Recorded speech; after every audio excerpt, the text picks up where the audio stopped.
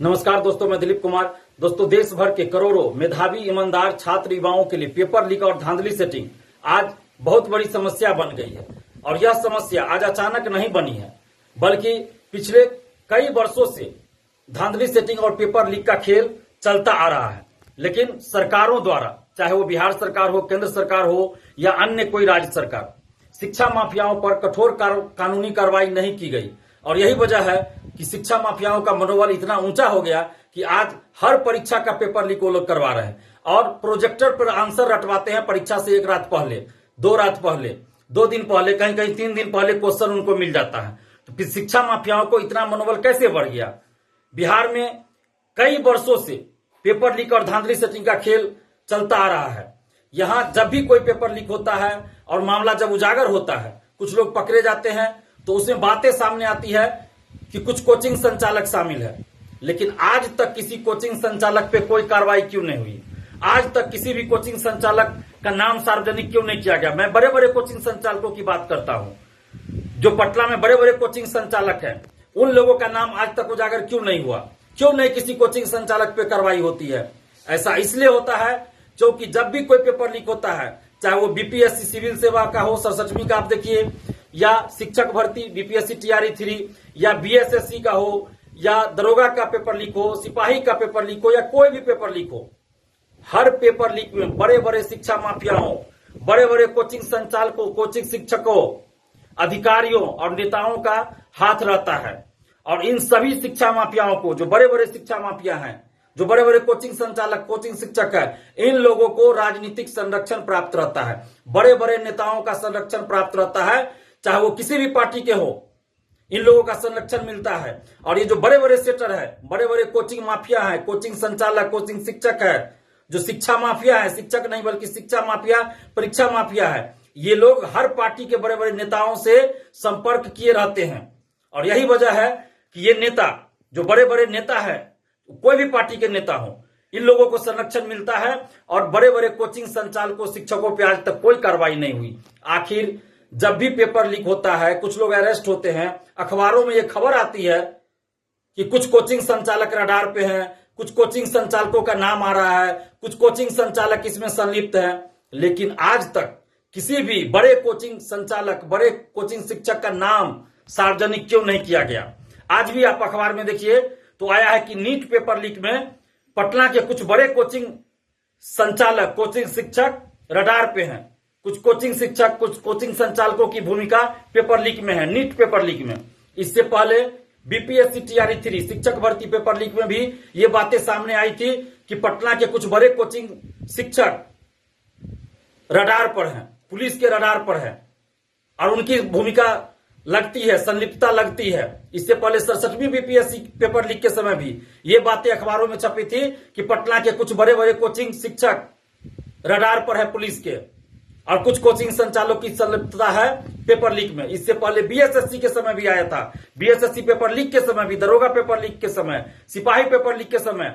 हर paper leak के बाद ये बातें आती है कि पटना के कुछ कोचिंग संचालक, कुछ शिक्षक और अन्य जिला के भी कुछ कोचिंग संचालक, शिक्षक पुलिस के रडार पर है, पेपर लीक में उनकी संलिप्तता है। लेकिन आज तक पटना के किसी भी बड़े कोचिंग संचालक, कोचिंग शिक्षक का नाम सार्वजनिक नहीं हुआ और न ही उन पे कोई कार्रवाई हुई।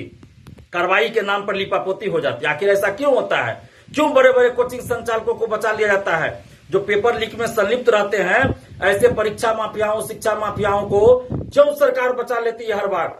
चाहे वो पटना का कोई भी बड़ा से बड़ा कोचिंग संचालक हो, शिक्षक हो, या पटना के अलावा किसी भी जगह के कोचिंग संचालक हो, या शिक्षक हो, अधिकारी हो, या कोई भी नेता हो, जब तक बड़े बड़े कोचिंग संचालक, शिक्षक, अधिकारी, नेता जो पेपर लीक, धांधली सेटिंग में संलिप्त रहते हैं, इन लोगों पे कार्रवाई नहीं की जाएगी, तब तक पेपर लीक, धांधली सेटिंग नहीं रुकेगी।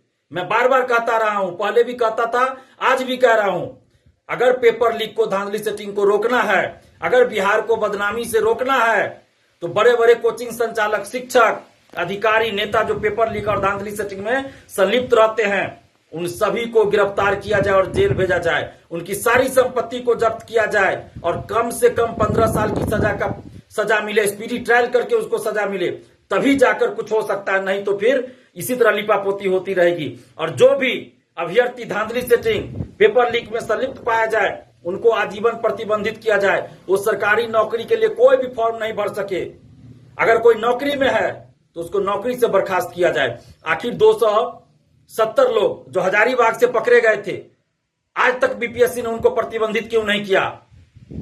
क्या कोचिंग माफियाओं का दबाव है, कोचिंग शिक्षकों का दबाव है? क्योंकि ये जो 270 अभ्यर्थी पकड़े गए हैं बीपीएससी टीआरई 3 पेपर लीक में हजारीबाग से, उनके बारे में ये पता चल रहा है कि पटना के कुछ बड़े बड़े कोचिंग के वो स्टूडेंट हैं। बड़े बड़े कोचिंग संचालकों, कोचिंग शिक्षकों ने इन अभ्यर्थियों को सेटरों से मिलाया था और इसीलिए इन अभ्यर्थियों को प्रतिबंधित नहीं कर रही है बीपीएससी, क्योंकि कोचिंग संचालकों ने इन लोगों को पैसा पहुंचा दिया है। अगर ऐसी बात नहीं है तो बीपीएससी प्रतिबंधित करे। अगर बीपीएससी 270 जो पकड़ाए हैं हजारीबाग से या और भी किसी मामले में सेटिंग गेटिंग या पेपर लीक के मामले में जो भी पकड़ाए हैं, उन सबको बीपीएससी प्रतिबंधित करे। और जब तक बीपीएससी ऐसे लोगों को प्रतिबंधित नहीं करती है तो इसका मतलब होगा कि ये जो बड़े बड़े कोचिंग संचालक है, कोचिंग शिक्षक है, जो धांधली सेटिंग और पेपर लीक में संलिप्त रहते हैं, इन लोगों ने बीपीएससी को पैसा पहुंचाया है और इसीलिए ये लोग बीपीएससी इन लोगों को प्रतिबंधित नहीं करती है। बीपीएससी टीआरई 1 टीआरई 2 के समय जब कुछ अभ्यर्थी अपने हक और अधिकार के लिए आवाज उठा रहे थे तो 582 अभ्यर्थियों को तुरंत बीपीएससी ने प्रतिबंधित कर दिया। लेकिन अभी जब धांधली सेटिंग पेपर लीक में पकड़े गए ये लोग, तो क्यों नहीं प्रतिबंधित कर रही है बीपीएससी? इसलिए हम बीपीएससी से भी ये मांग कर रहे हैं कि जितने भी लोग धांधली सेटिंग पेपर लीक में संलिप्त पाए गए हैं, पकड़े गए, उन सबको प्रतिबंधित करें, नहीं तो चुनाव के बाद हम लोग बीपीएससी ऑफिस आकर आंदोलन करेंगे। और हम सरकार से मांग कर रहे हैं और खासकर आर्थिक अपराध इकाई से भी हम मांग कर रहे हैं कि जो भी बड़े बड़े कोचिंग संचालक, कोचिंग शिक्षक शामिल है इस पेपर लीक और धांधली सेटिंग में, चाहे वो बीपीएससी टीआरई 3 का मामला हो, सिपाही भर्ती का मामला हो या नीट का मामला हो, किसी भी पेपर लीक में जो भी कोचिंग संचालक शिक्षक संलिप्त पाएगा उन सबका नाम उजागर किया जाए और सबको जेल भेजा जाए। तभी इन अभ्यर्थियों को न्याय मिलेगा, जो ईमानदार अभ्यर्थी है उनको न्याय मिलेगा और आगे से पेपर लीक धांधली सेटिंग रुकेगा। नहीं तो फिर आगे परीक्षा होगी, फिर पेपर लीक होगा, फिर धांधली सेटिंग होगी।